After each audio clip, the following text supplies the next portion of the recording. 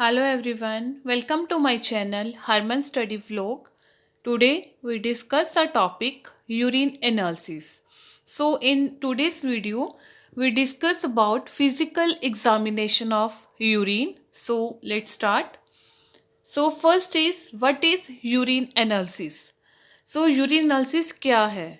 A urine analysis is a test that examines the physical, chemical and microscopic examination of urine. So urine analysis एक test है जिसमें हम physically, chemically and microscopic examination करते हैं urine का. It is mainly performed to detect a wide range of disorders such as urinary tract infection, kidney disease, liver disease, diabetes. So ये mainly perform किया जाता है किनको डिटेक्ट करने के लिए, सच एज जैसे यूटीआई की प्रॉब्लम, किडनी की डिजीज, लीवर की डिजीज, डायबिटीज. इन केसेस में मोस्टली हम यूरिन की एनालिसिस करते हैं. So the next is specimen collection. Type of specimen, random urine specimen. Random urine specimen most common obtained any time during the day. So ये most commonly specimen है जो कि हम किसी भी टाइम पूरे डे में किसी भी टाइम इस स्पेसिमन को हम obtain कर सकते हैं, मीन्स कलेक्ट कर सकते हैं. The second is first morning specimen. जो फर्स्ट मॉर्निंग स्पेसिमन होता है, concentrated urine, biochemical analysis, cast and crystal. So जो फर्स्ट मॉर्निंग स्पेसिमन होता है उसमें जो वो यूरिन होता है वो बहुत ही ज़्यादा कंसेंट्रेटेड होता है. सो इसको हम बायोकेमिकल एनालिसिस के लिए, कास्ट के लिए और क्रिस्टल की टेस्टिंग के लिए यूज़ करते हैं. The next is 24 hour specimen, collected as a timed specimen. For 24 hours sample discard, first specimen collection is started in the morning at 8 a.m. and subsequent samples are collected till next day 8 AM. सो ये 24 hour urine की sampling होती है इसमें, और इसमें जो first specimen है morning का वो हम डिस्कार्ड आउट कर देते हैं. देन मॉर्निंग 8 o'clock हम सैम्पल कंटेनर में कलेक्ट करना स्टार्ट करते हैं. Then next day morning 8 o'clock तक हम एक ही कंटेनर में 24 hour यूरिन सैंपल को कलेक्ट करते हैं. The next is examination of urine, physical, chemical and microscopic. So today's video में हम जो फिजिकल एग्जामिनेशन है उसको डिस्कस करेंगे. Physical examination in urine analysis, volume, colour, appearance, order, specific gravity, pH. तो ये सारे पैरामीटर्स हैं जो फिजिकल एग्जामिनेशन में इंक्लूड होते हैं. So first we discuss volume.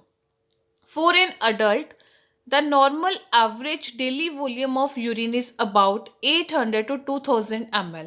So जो एक नॉर्मल अडल्ट में जो डेली एवरेज वॉल्यूम का यूरिन पास आउट होता है वो होता है 800 to 2000 ml. More urine formation take place during the day then at night. So जो यूरिन की फॉर्मेशन है वो मोर फॉर्मेशन होती है during the day as compare to night.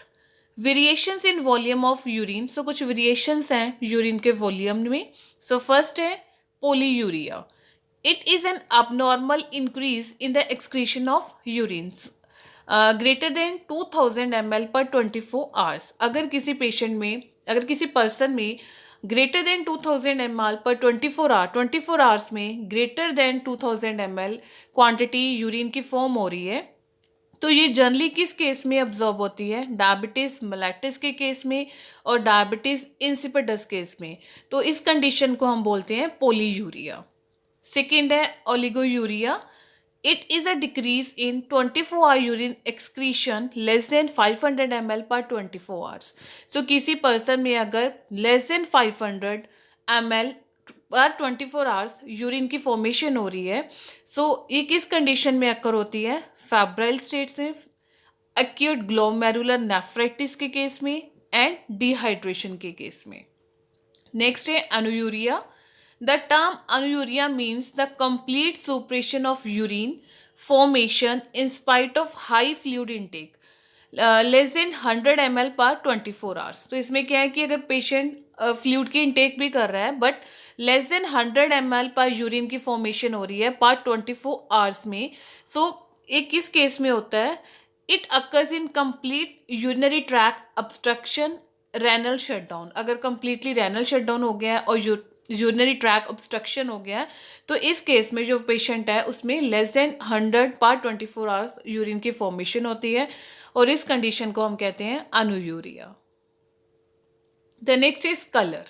The color of normal urine may vary from pale yellow to dark amber depending on the concentration of the pigments urochrome mainly and also due to the presence of urobilin and uroethrin. So जो colour है normal urine का वो होता है pale yellow to dark amber, depend करता है on the concentration of the pigments urochrome mainly. अब urochrome क्या है, हमारे बॉडी के अंदर जो आरबीसी रेड ब्लड सेल्स होते हैं उनके अंदर जो हेमोग्लोबिन होता है जब उसका ब्रेकडाउन होता है तो ये यूरोक्रोम पिगमेंट्स प्रोड्यूस होता है। इसी पिगमेंट की वजह से हमारे यूरिन का जो कलर है वो पेल येलो होता है। ठीक है, तो इसकी कंसेंट्रेशन की वजह से और due to the presence of urobilin and uroerythrin. The next is colourless. So large fluid intake, diabetes mellitus, diabetes insipidus.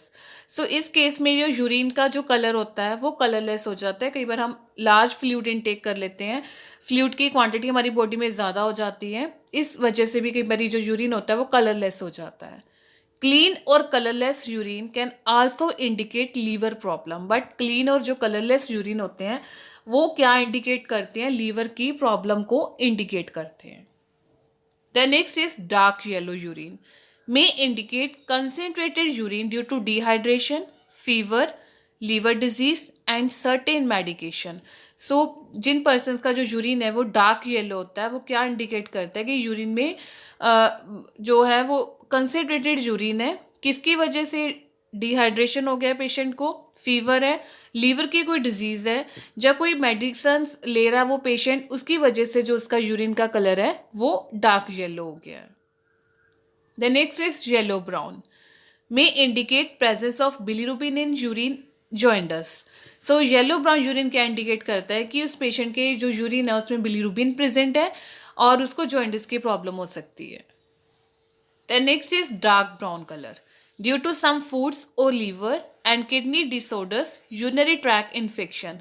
सो जो डार्क ब्राउन यूरिन है वो क्या इंडिकेट करता है, वो किसी फूड की वजह से हो सकता है, या फिर पेशेंट को लीवर या किडनी का कोई डिसऑर्डर है, या फिर यूटीआई की प्रॉब्लम है। The next is milky urine. So milky urine क्या इंडिकेट करता है, UTI urinary tract infection, then fats present हो सकते हैं, क्रिस्टल्स प्रेजेंट होता है, म्यूकस इन यूरिन प्रेजेंट होता है, तब भी जो यूरिन है वो मिल्की फॉर्म में हो जाता है। Then next is black urine. So black urine होता है मसल इंजरी, किसी की मसल्स में कोई इंजरी आ जाती है देन वो यूरिन ब्लैक हो सकता है, किडनी डैमेज में, देन मेडिसिन, कोई भी ऐसी मेडिसिन कोई पेशेंट ले रहा है जिसकी वजह से उसका यूरिन है वो ब्लैक फॉर्म में हो सकता है। The next is orange urine, chemotherapy drugs, anti inflammatory drugs, कोई पेशेंट है जो कीमोथेरेपी ड्रग्स ले रहा है देन एंटी इन्फ्लेमेटरी ड्रग्स ले रहा है, उसकी वजह से भी जो यूरिन है वो ऑरेंज कलर का हो सकता है। Orange urine can indicate a problem with your liver और बिलाई डक्ट। सो जो ऑरेंज यूरिन है वो क्या इंडिकेट करता है कि उस पेशेंट को कोई लीवर की प्रॉब्लम हो सकती है, देन बिलाई डक्ट की कोई प्रॉब्लम हो सकती है।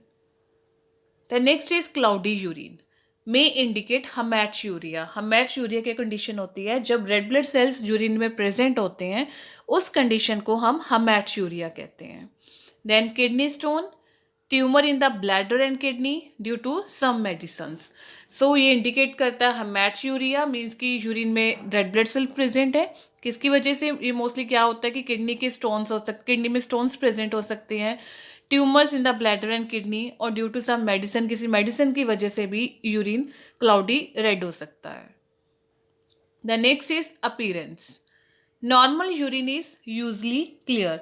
सो जो नॉर्मली यूरिन होता है वो क्लियर होता है। टर्बिड यूरिन होता है due to pus cells, epithelial cells. Cloudy urine UTI की इन्फेक्शन की वजह से। कंसेंट्रेटेड यूरिन, यूरेट्स फॉस्फेट की प्रेजेंस से जो यूरिन है वो क्लाउडी फॉर्म में हो सकता है। The next is foamy urine, it occurs in the presence of protein, जब प्रोटीन प्रेजेंट होती है यूरिन में देन जो यूरिन होता है वो फॉर्मी फॉर्म में हो जाता है। The next is odour means smell, जो फ्रेशली यूरिन होता है वो एरोमेटिक स्मेल में होता है, एरोमेटिक ऑर्डर में होता है।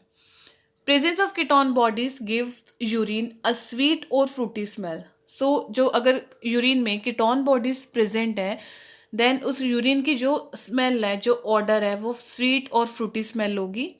अ contaminated urine with bacteria may give pungent smell due to the formation of ammonia. अगर यूरिन में बैक्टीरिया की कंटेमिनेशन है देन उसमें क्या फॉर्म हो जाता है, अमोनिया, जिसकी वजह से उसकी जो स्मेल है वो पंगड स्मेल हो जाती है। The next is pH. So pH एक स्केल है जिसका यूज़ हम करते हैं कि कोई भी फ्लूइड कितना अल्कलाइन है और कितना एसिडिक है। पीएच स्केल की जो रेंज है वो 0 to 14 तक होती है। इसमें जो 7 है वो न्यूट्रल होता है, न्यूट्रल पीएच होता है। यानी अगर किसी भी फ्लूइड का पीएच अगर 7 है तो वो न्यूट्रल है, ना तो वो एसिडिक है ना ही वो ज़्यादा एल्कलाइन है। जैसे कि वाटर का जो पीएच होता है वो 7 होता है। अगर हम यूरिन के पीएच की बात करें तो American association for clinical chemistry कहती है कि यूरिन का जो नॉर्मल पीएच है वो 4.5 से 8 तक होता है।